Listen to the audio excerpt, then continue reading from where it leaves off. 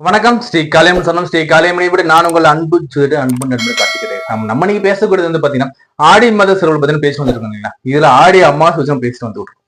இந்த ஆடி அமாவாசையில் பசு வழிபாடும் நம்ம பேச வந்திருக்கோம். பசுன்னு சொல்லக்கூடிய கோமாதா வழிபாடு இந்த ஆடி அமாவாசை எப்படி சார் நம்ம பண்றதுன்னு நம்ம பார்க்க போறோங்க. ஃபர்ஸ்ட் ஒண்ணு தெரிஞ்சுக்கோங்க, பித்ருனா என்னங்க? பித்ருனா நம்மளுடைய முன்னோர்கள்ங்க. நம்மளுடைய முன்னோர்கள் தான் நம்மளுடைய பித்ரு.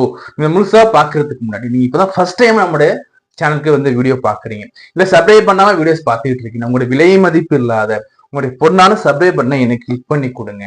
அதே மாதிரி வந்து பாருங்க, இந்த வீடியோ லைக் பண்ணுங்க. உங்க ஃப்ரெண்ட்ஸ் கூடயும் உறவினர் கூடயும் அக்கம் பக்கத்தின் கூட இந்த வீடியோவை பகிர்ந்துக்கோங்க. புரியுதுங்களா? நான் என் தந்தையின் மேடையை வணங்கி கொண்டு நம்ம இதை அப்படியே கண்டினியூ பண்ணும். இப்போ வந்து பசுன்னா கோமாதா. இந்த கோமாதா வழிபாடு எப்படி ஆடி அமாவாசை பண்றது பார்க்கணும் இல்லைங்களா.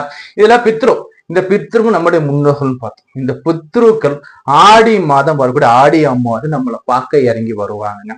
பித்ரு லோகத்திலிருந்து வரக்கூடிய பித்ருக்கள்ங்கிறது வந்து பாத்தீங்கன்னா நம்முடைய முன்னோர்கள் நம்ம சொல்லிக்கொண்டே நம்முடைய தாத்தா பாட்டி நம்ம முன்னோர்கள் இறந்து போன சந்ததியினர். ஓகேங்களா? சோ அப்படி இருக்கும்போது அவங்க உயிரோட இருக்கும்போது, பூத உடலோட இருக்கும்போது, ஏன் புள்ள, ஏன் பேர புள்ள, ஏன் மகன் சொல்லிட்டு அந்த எண்ணங்கள் உணர்வுகள் இருக்கும். சோ ஆனா பித்ரு லோகத்திலிருந்து வரக்கூடிய பித்ரு தேவதைகளாக மாறி வரக்கூடிய நம்ம முன்னோர்கள் வந்து பாத்தீங்கன்னா பித்ரு லோகத்துல இருக்கும்போது பாத்தீங்கன்னா அவங்களுக்கு வந்து பாத்தீங்கன்னா நம்ம செய்ய வேண்டிய கடமைகளை சரியா செய்யணும். அப்படி செய்யல நம்ம அவங்களை திருப்பி அனுப்புறவங்க பட்சத்துல வந்து பாத்தீங்கன்னா அவங்களுக்கு வந்து பாத்தீங்கன்னா அந்த ஒரு குருவுடைய சாபம் நம்ம பித்ரு சாபமாக மாறலாம், பித்ரு தோஷமாக மாறலாம். இதுல இந்த அமாவாசை தினங்கள்ல எப்படி சார் நான் எள்ளு தண்ணி இறைச்சா மட்டும் போதுமா சார்? அது எப்படி சார் அவங்களை போய் சேருதுன்னு பாத்தீங்கன்னா, எள்ளுங்கிறது அவங்களுக்கு உணவாகவும், தண்ணிங்கிறது அவங்களுக்கு தாகம் தீர்க்கக்கூடிய அமிர்தம் சொல்லக்கூடிய தண்ணியாகவே அவங்களுக்கு போய் கிடைக்கும். சோ அப்படி இருக்கும்போது இந்த ஆடி அமாவாசையில இந்த பித்ருக்களுக்கு என்ன சார் நம்ம பண்ணலாம்?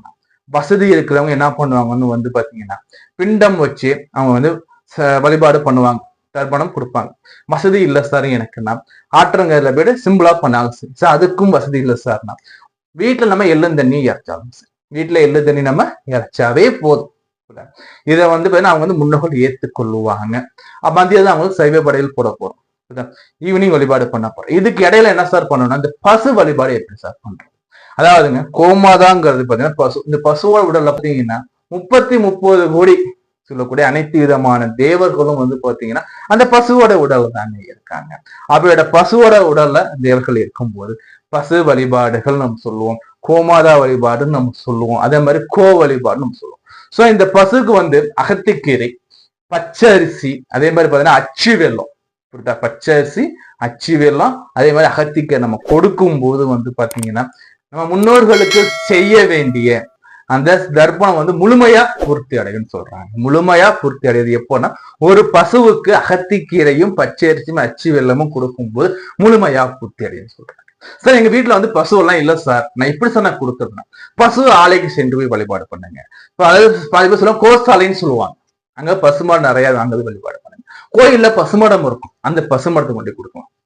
இதெல்லாம் நீங்க கொண்டு கொடுக்கும்போது உங்களுடைய இந்த ஆடி அமாவாசையில் நீங்க செய்ய வேண்டிய புண்ணிய காலம் இன்னும் அதிகமாகும். அதே மாதிரி பசுவு கொடுத்த பிறகு அன்றைய தினத்துல அன்னதானம் பண்ணணும். புரியுதுங்களா? இது வந்து பாத்தீங்கன்னா நம்மளுடைய முன்னோர்கள் நமக்கு வந்து எவ்வளவோ நமக்கு கொடுத்துட்டு போயிருக்காங்க. முன்னோர்கள் நம்மகள் இல்லை. சோ அப்படி இருக்கும்போது இந்த பித்ரு ரூபமாக இருக்கக்கூடிய அந்த முன்னோர்கள் நம்ம வழிபாடு பண்றதுல இந்த பசுவோட வழிபாடு எப்படி நம்ம பார்த்தோம் இல்லைங்களா. வரக்கூடிய காலகட்டம் இன்னும் நிறைய நம்ம பேசிட்டே இருக்கலாம். நம்ம சேனல் சப்ஸ்கிரைப் பண்ணி வச்சுக்கோங்க, லைக் பண்ணுங்க, மொத்தம் லிங்கை ஷேர் பண்ணி விடுங்க.